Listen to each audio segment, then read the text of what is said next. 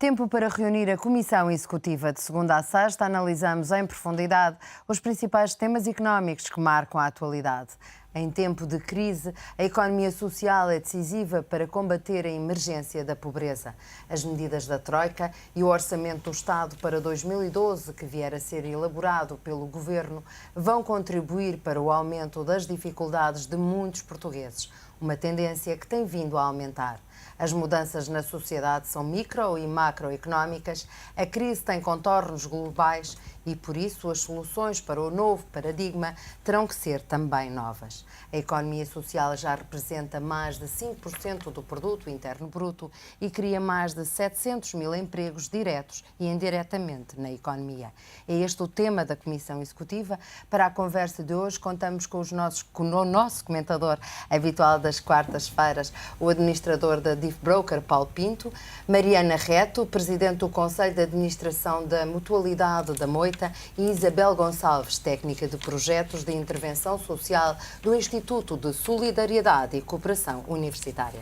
Bom dia, obrigada aos três pela vossa presença nesta Comissão Executiva. Paulo Pinto, economia social tem-se falado muito nos últimos tempos e agora, de facto, se calhar reveste de uma importância maior. Quando olhamos para a sociedade, qual é a maior preocupação como cidadão neste momento? Bom dia, Alda. Eu tenho alguma dificuldade em entender exatamente o que quer dizer a economia social. Eu acho que não há uma definição totalitária para a designação, para o nome. Acho até que é uma definição um pouco desviante, porque a economia, no seu todo, é social. Quando uma empresa cria postos de trabalho, está a atuar na área social. Quando uma empresa, mesmo que privada, da área da saúde, atende doentes, está a atuar na área social. E, portanto, eu tenho alguma dificuldade. Entendo que essa é a realidade e, sendo a realidade, eu gostaria só de acrescentar que a economia social vai estar em crise também, como o resto da economia, por uma razão muito simples, é que a economia social depende essencialmente de subsídios ou de doações ou da boa vontade das pessoas. Depende grandemente do Estado. Depende grandemente do Estado e, portanto, vai haver dificuldade. Mas eu creio que, de qualquer forma, esta dificuldade da economia social é também geradora de algumas oportunidades, a começar, eventualmente, também pela questão da definição do que é a economia social. E eu creio que aquilo que se designa hoje por economia social deveria ser mais um think tank, um grupo da sociedade que pensasse aquilo que quer para a sociedade do futuro e o que é que deve ser a sociedade do futuro. Porque nós vivemos uma época em que todos os desenvolvimentos tecnológicos implicam mais desemprego, é uma questão inevitável. Aquilo que se procura em termos de produção é que o fator de custo do trabalho seja cada vez menor e isso vai trazer a curto, médio prazo gerações de pessoas que provavelmente vão entrar na sua vida ativa e sair da vida ativa sem nunca encontrarem um posto de trabalho. E eu creio que é tudo isso que se deveria estar agora a discutir neste contexto, porque essa vai ser a economia do futuro e essa economia social do futuro vai ter que ter a ver com fatores produtivos que sejam suficientemente vastos para poderem ser repartidos por toda a sociedade, sem que a sociedade dê o contributo para esses fatores produtivos, como aconteceu até agora. E sobretudo porque, se calhar, há um grupo de cidadãos que agora veem as suas capacidades de rendimento e de acesso aos bens mais reduzidas. Exatamente. Mariana Reto, quando se fala de economia social, às vezes pensamos nas misericórdias, nas ONGs, numa série de entidades que dão apoio a quem mais necessita. Esquecemos às vezes das associações mutualistas que têm um papel muito importante. Porquê?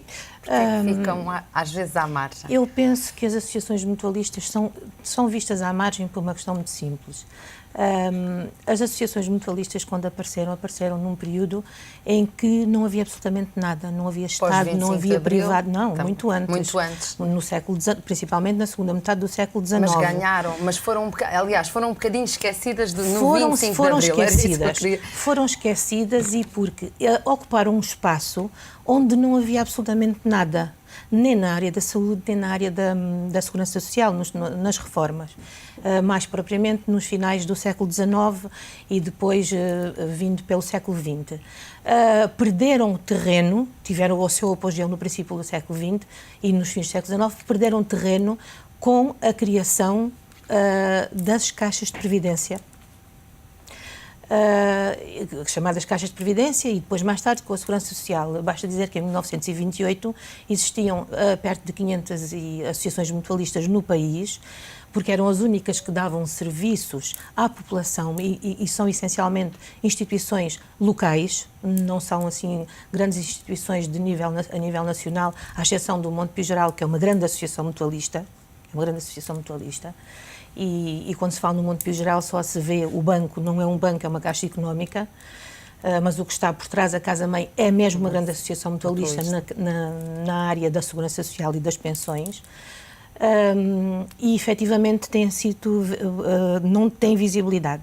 E não tem visibilidade porque, por uma razão também simples, é simples de ver. Como o Dr. Paulo Pinto dizia, as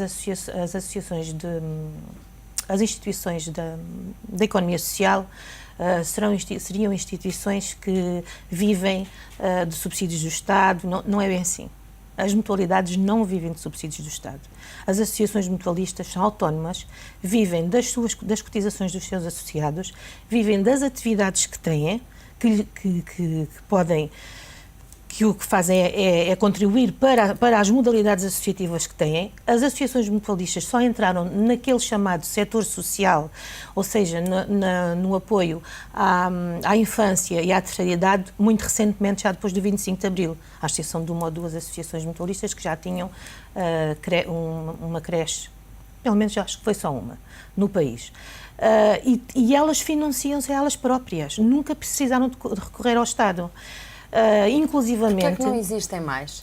Não existem mais por... ou seja, não há deixaram de ter peso? Deixaram de ter peso...